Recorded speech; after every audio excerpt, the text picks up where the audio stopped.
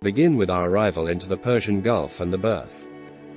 We arrive in Ras Al Khafji, Kuwait, now Saudi Arabia, in the morning around 8 p.m. and fully moored around 8:45 p.m. Where we docked is a platform far out in the sea, you can't see land. There was a shed on that platform with cargo hoses that we had to hoist aboard and connect to the battery.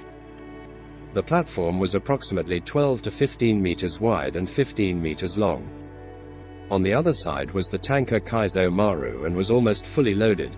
I can guess it was an 18,000-ton ship, whereas we were 53,000 tons. Everyone had gone in to eat except me and another sailor called Jakobsen, who is from Oslo. We were working on the cargo hoses together with 2 Arabs. We were going to connect them to batteries.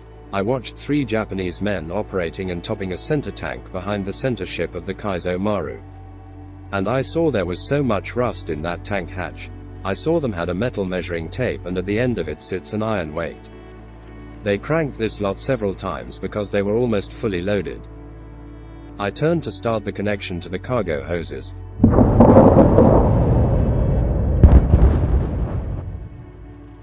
Then, suddenly, a huge explosion went off, and my ears hurt from the pressure from the explosion. I quickly turned and looked over to where the 3 Japanese men were standing. They were gone with the whole tank hatch and the flames spread quickly. I told Jakobsen that we must close all the tank hatches quickly because all were open. You take the front deck and I take the aft deck. So, if we hadn't made it, I don't know what would have happened to Gola Siri, because there was a lot of gas vapor in the oil tanks then. There were at least 15 to 16 explosions afterwards with oil splashing, flames and pieces of iron that rained down on Siri from the wreck. Our ship caught fire amidships. Both the captain and a second mate and the steward suffered burns. The steward suffered second-degree burns and was sent to hospital in Kuwait and received treatment there for a month, and then he was sent to Japan and was there in hospital for a month for treatment until he was declared healthy and came back on board. But enough of that. While the fire was burning, I ran aft because that was where my place would be if something happened. I discovered the lifeboat on the starboard side. Almost the entire crew was on board. I asked why no one had lowered the lifeboat. Even the boatman was in the lifeboat. It was supposed to be his job, but no one answered me. I saw they all were nervous, so I lowered the lifeboat with everyone on board. When they hit the water, they quickly rowed away from the boat. Then the oil came running around the boat and it had caught fire. I saw one of the mess boys lying swimming near the stern and the oil near the neck, so I shouted down to him, "Swim faster because the fire is coming." He managed to get away. I thought, imagine if there are any guards sleeping in the cabin. It's on the port side, where the burning is worst, so I run down the corridor on the port side. Open half the cabins and feel in the bunks to see if anyone was there, but I didn't find anyone. I had to run back up for fresh air because I couldn't breathe down there, so I ran back down to check the rest of the cabins but found none. But then I quickly had to go up again to get fresh air. Then I thought of the engine room, so I had to go down there to see. There was so much smoke. I myself had problems with pain in my throat and chest. I opened the door to the engine room. I could only 2 to 3 meters. Poor boys, I thought. It was so painful to know that 4 men were down there, and down there was your father rolled. There was so much heat generation that burnt paint peeled off in the machine room, so there was so much smoke, and there was a lot of toxic gas from the paint. There was a large fire on the outside on the port side. The lifeboat on that side caught fire. Down in the engine room, I knew that they had a good chief engineer, withheld, from Arundel. Our captain's name is withheld. The chief mate's name is withheld. Me and the chief mate tried to put out a fire, but couldn't do it all. We later had to go to the workshop, replace the entire stern aft with new plates, all the windows, and there were many. I don't remember exactly how many weeks we were in the workshop in Inoshima, Japan. But it was probably 3 or 4 weeks. They worked 24 hours a day, because there were a lot of damages to Gola Siri. I later became a boatman on Siri. I started sailing for Gotthard Larsen from 1960 to late summer 1969. I was there to take out Gola Siri as new from Kobe in 1963. Now I have written a lot. I don't know if I have included everything. But one thing I must say, Gola Siri was the nicest boat in the world, well maintained and clean, no rust while I was on board. And very good crew, we were like a big family. When we sailed from Japan round trip, it took approximately 5 weeks plus 2 to 3 days.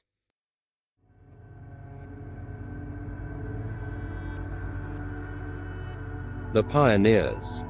There have been many of them over time. The Wright brothers, the astronauts in the Apollo program, mentioning Apollo 11, Howard E. Hughes, Philo Taylor Farnsworth, North Sea divers, and finally, the Ludwig and Robert Nobel brothers, the inventors of the first oil tanker that could be called modern. My dad did like many others in the 60s, got a job aboard a tanker and left a familiar and safe existence to sail out on the world's oceans. At that time, all the great safety systems that oil tankers have at their disposal today did not exist. They were also pioneers in a way, these young people who for months on end lived on worlds of steel, far out at sea, surrounded by a technology that was both quite new and which, unfortunately, statistics from that time shows, was rather inadequate and untested. My dad was on the 5th of August 1965, in the engine room of the oil tanker T. Gola Siri of Monrovia, Gotthard Larsen, Oslo, in Kuwait. At the offshore oil quay they were moored to. Directly above her, on the other side of the same oil quay, lay the Japanese oil tanker Kaizo Maru, Daikyo Sekyu KK. This would later catch fire and explode. What my dad experienced and saw that day only manifested itself later in his life, and he, like so many others, struggled with alcohol and late life injuries. He mustered off and went home and spent time there before heading out again. They were young, these sailors, and they were probably not very well prepared for what could meet them. Some paid a terrible price, while societies around the world increased their consumption. Cars got easier access to fuel, nylon tights became common. Bakelite began to lose market in favor of petroleum products such as plastic, and airplanes were a means of travel that more people could afford.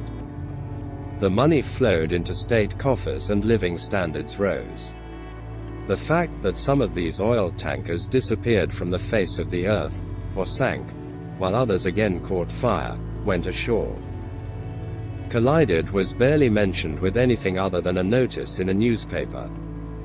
When these pioneers returned home, several were scarred for life, both mentally and physically.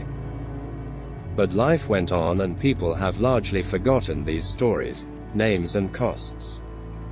I am writing this to talk about what development can cost. I am writing this to draw attention to the people who work every day for society to develop, technology to be developed and refined.